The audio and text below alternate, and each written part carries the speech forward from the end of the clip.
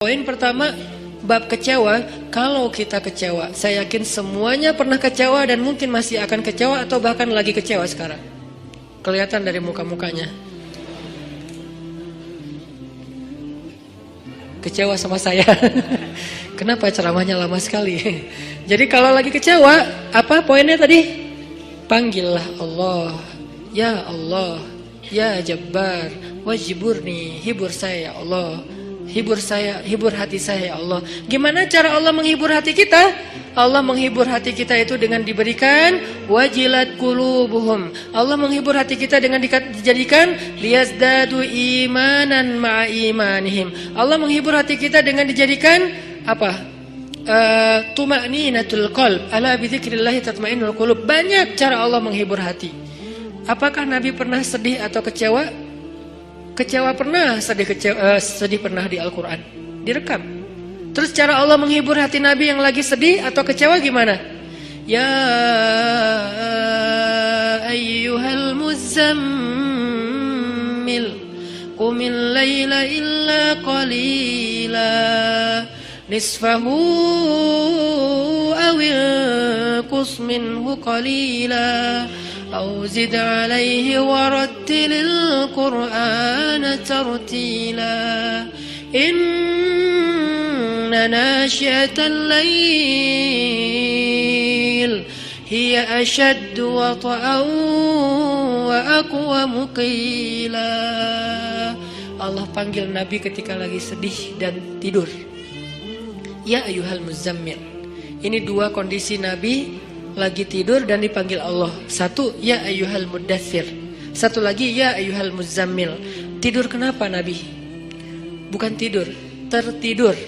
Gara-gara capek seharian berdakwah dan capek seharian dibully.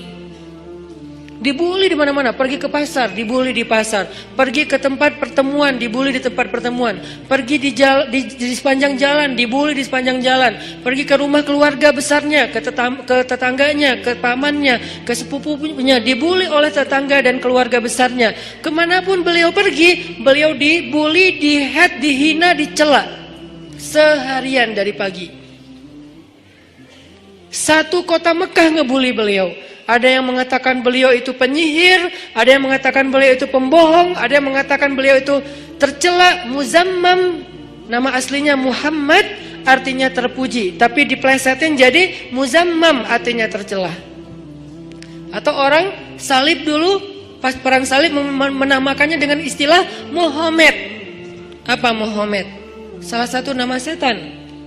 Jadi dipanggil Muhammad, dipanggil Muzammam, dipanggil sahir, dipanggil majnun, orang gila, dan banyak lagi yang nggak direkam secara diksi oleh Al-Quran, karena emang Al-Quran ini memilih banget diksinya, tapi secara simbolik Al-Quran nunjukin bahwa inilah celaan-celaan yang diterima Nabi berhari-hari dari pagi sampai malam. Pulang malam-malam ngomong ke Khadijah, Khadijah zammiluni, zammiluni, Khadijah selimuti aku, selimuti aku.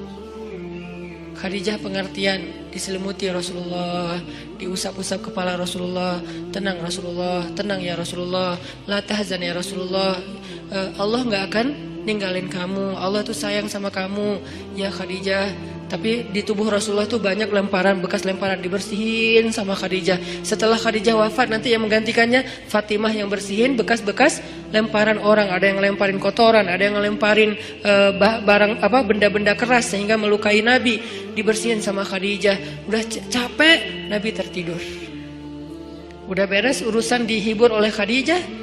Begitu sampai waktu yang hening, Khadijah udah tertidur, penduduk seluruh bumi udah tertidur. Allah memanggil kekasihnya, ya ayyuhal muzammil, wahai orang yang berselimut. Itu panggilannya lembut. Jadi kita kalau baca surah Al-Muzammil jangan ya, enggak gitu. Allah manggilnya enggak gitu, kaget atau orang lagi tidur ya. Nah, ayatnya aja lagi berselimut, manggilnya teriak-teriak. Jangan, itu namanya prank. Itu bukan tilawah, itu ngeprank. Makanya jangan tilawah sambil ngeprank. Ya ayyuhal muzammil, wahai orang yang berselimut, qumil laila illa qalila. Di situ kelihatan Allah tuh pengertian banget. Qumil lail illa qalila. Bentar aja, nggak usah lama-lama. Kenapa? Karena begitu Nabi berdiri sholat, disitulah Allah akan menghibur hati Nabi. Kalau kita belum bisa terhibur dengan sholat tahajud atau minimal dengan sholat 5 waktu, berarti hati kita berpenyakit. Fi qulubihim marad. Dan itu harus kita obatin. Obatnya apa? Obatnya istighfar. Kalau orang banyak dosa, belum bertaubat, belum beristighfar kepada Allah, dia susah minta dihibur oleh Allah. Dan terus nanti dia kayak menuduh Allah gak menghibur dia. Padahal Allah udah sering menghibur dia, cuman gak berasa di hatinya. Karena hiburan Allah itu hanya bisa dirasakan oleh orang-orang yang hatinya bersih. Dan cara membersihkan hati itu tazkiyatul nufus atau tazkiyatul qulub, tathhirul qulub adalah dengan salah satunya istighfar. Perbanyak istighfar supaya begitu nanti kita ada masalah, kalau kita nanti lagi disakitin, kalau kita lagi kecewa dan sedih, kita bilang wajiburni ya Jabbar, wajiburni ya Jabbar. Allah hibur kerasa kita lagi dihibur oleh Allah. Kan enak ya kalau apa yang Allah perlakukan kepada kita tuh kita kayak ngerasa, itu enak tuh. Daripada Allah udah habis-habisan menghibur kita, kita nggak ngerasa. Ibarat Allah udah ngirim kita japrian, nggak dibaca-baca sama kita. Terus nanti kita tuduh, lu kok nggak empati banget sih sama gue lagi sedih-sedihnya, gue curhat nggak dibalas-balas. Udah dibalas, nggak ada, lu aja nggak baca. Oh ya ada, banyak ternyata. Artinya nggak dibuka sama kita kan? Kenapa nggak dibuka? Mungkin pulsa kita habis, mungkin handphone kita error, mungkin apa dan segala macam kemungkinan. Nah gitu juga dengan Allah. Wa idza sa'alaka ibadi anni fa inni qarib. Qarib itu kalau lebih dekatnya namanya akrab. Akrab. Qarib, karib. Sahabah qarib, sahabat karib.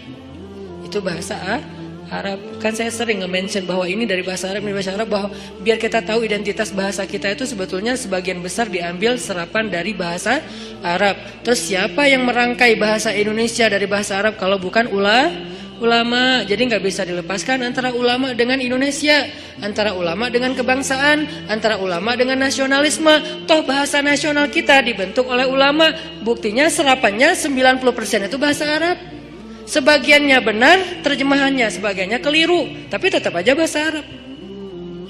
Makanya kenapa saya sering mention itu bukan mau di Arab-Arabin biar gaya, biar kelihatan ustadz gitu, enggak. Kalau mau kelihatan Arab banget saya banyakin Arab emang itu mah. Ini enggak lagi kayak gitu. Lagi pengen menarik benang sejarah kalau bahasa kita itu emang sebetulnya bahasa Arab yang diserap. Jadi kalau ada yang agak alergi tentang Arab, saya pikir ini berlebihan. Kita nggak alergi terhadap ras, mau Arab kayak, mau Eropa kayak, mau Afrika, mau apa, ya kan itu semuanya takdir Allah kan. Emang kita bisa minta diciptain sebagai orang apa? Nggak bisa kan?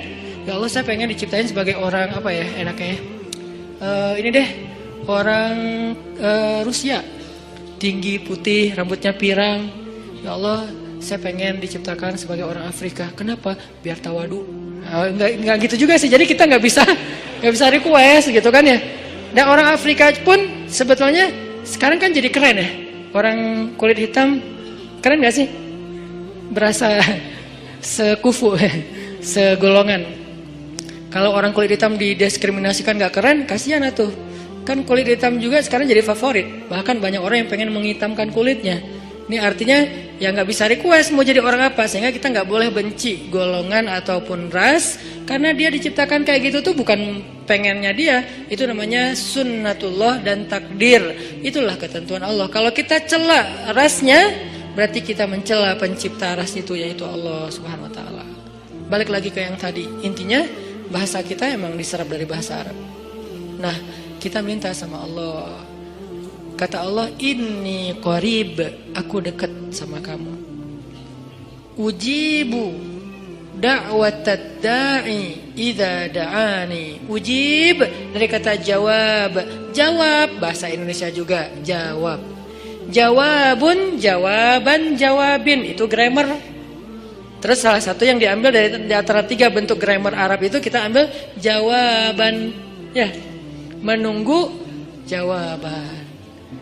Ada orang Indonesia yang mengatakan saya lagi menunggu jawabun. Nggak ada kan ya? Ini agak-agak aneh. Jawabin atuh, ada tuh jawabin ya. Jawab, berarti yang udah ada tuh jawabin. Jawaban mah belum ada ya. Jawabin atuh yang respon apa yang tadi. Nah, oke, berarti itu bahasa Arab juga. Jawab, ban bin sama aja. Ujibu, berarti bahasa Al-Quran sendiri itu sebetulnya tanpa baca terjemah, kalau kita tahu akar katanya, ya itu emang bahasa kita, bahasa Arab, bahasa Indonesia. Ujibu da'watad da'i idza da'an. Aku mengijabah, menjawab dakwah. Dakwah itu panggilan. Ujibu da'watad da'i idza da'an. Aku menjawab panggilan dai, orang yang memanggil kalau dia mendakwah.